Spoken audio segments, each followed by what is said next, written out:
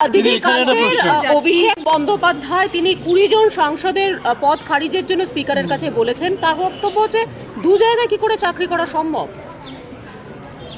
দেখুন, অভিষেক ব্যানার্জি তার দলের জেনারেল সেক্রেটারি, সাধারণ সম্পাদক, তিনি আইনের হিসেবে কি বলছেন সেটা সম্পূর্ণ তাদের ব্যাপার।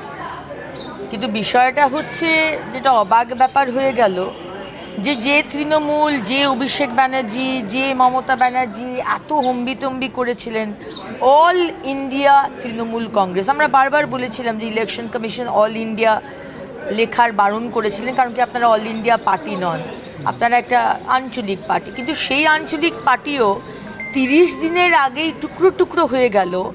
কীরকম দল তৈরি করেছিলেন অভিষেক ব্যানার্জি, মমতা ব্যানার্জি, যে যারা হাত ধরে মমতা ব্যানার্জির সাথে রাজনীতি শুরু করেছিলেন, আজকে তারা মমতা ব্যানার্জি এবং দলটিকে ছেড়ে বলছেন যে তাদের কাজ করতে দেওয়া হয়নি, তাদের কথা বলতে দেওয়া হয়নি, তারা মানুষের সেবার জন্য কাজ করতে চেয়েছিল, অত্যাচারের তারা সরব হতে চেয়েছিল, কিন্তু তাদের হতে দেওয়া হয়নি। আমি জানি না কী ধরনের দল আপনারা বানিয়েছেন, কে কোথায় থাকবে সেটা সম্পূর্ণ আপনাদের ব্যাপার।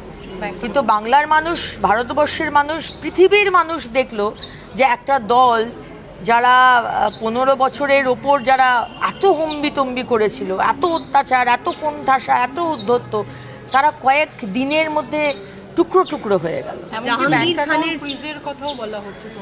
তৃণমূল কংগ্রেসের অ্যাকাউন্ট ফ্রিজের বিষয়টা নিয়ে দেখুন, এখন এটা তো ব্যাংকে দেখতে হবে। ব্যাংকে নাম রয়েছে ট্রেজারার হিসেবে অরূপ বিশ্বাস, এটা আমরা শুনছি। আবার কুণাল বাবুদের গোষ্ঠী বলছেন যে শুভাশিস না শুভঙ্কর, কার শুভাশিস, হ্যাঁ, তার নাম নাকি এতে আছে আমাদের ট্রেজারার হিসেবে, কোষাধ্যক্ষ। মানে এই যে খাওয়া খাই রাজনীতি, এই যে এটা তো বরাবরই তৃণমূলের আছে। তারা তো রাজনীতি করতে এসেছিল বাংলাতে শুধু মানুষকে প্রতারণা করে টাকা তুলবে, সেটা তারা করেছে খুব সাকসেসফুলি।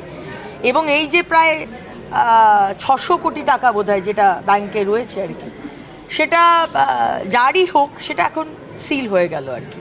দলের এই ভরাডুবির সময়ও অভিষেক বন্দ্যোপাধ্যায়ের চার্টার্ড ফ্লাইটে দিল্লি যাত্রা এবং সেটা নিয়ে দলের অন্দরেই দ্বিমত প্রকাশ্যে আসছে, এটা কিভাবে দেখছেন মানে এই পরিস্থিতিতে দাঁড়িয়ে? দেখুন, যে দলটার সত্যি কোনো অস্তিত্বই নেই, যে দলটার অস্তিত্ব মানে বাংলার মানুষ যে ম্যান্ডেট দিল বিজেপি পার্টিকে, সেই ম্যান্ডেটের পরেও কিন্তু অনেক দল দাঁড়িয়ে থাকে, তারা কিন্তু খুব স্ট্রংভাবে অপোজিশন হতে পারত, কিন্তু আমরা দেখতে পেলাম সেই দলটা টুকরো টুকরো হয়ে গেল।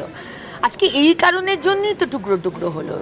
আজকে বাংলার মানুষের টাকা চুরি করে আজকে চার্টার্ড ফ্লাইট, আজকে বিলাসবহুল জীবন, আজকে বিরাট কনভয়।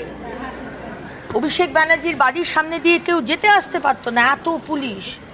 সেম মমতা ব্যানার্জির বাড়ির সামনে শুধু টালির চালার বাড়ি আর হাওয়াই চটি আর সাদা শাড়ি বললেই হয়? মানুষ কি এত বোকা?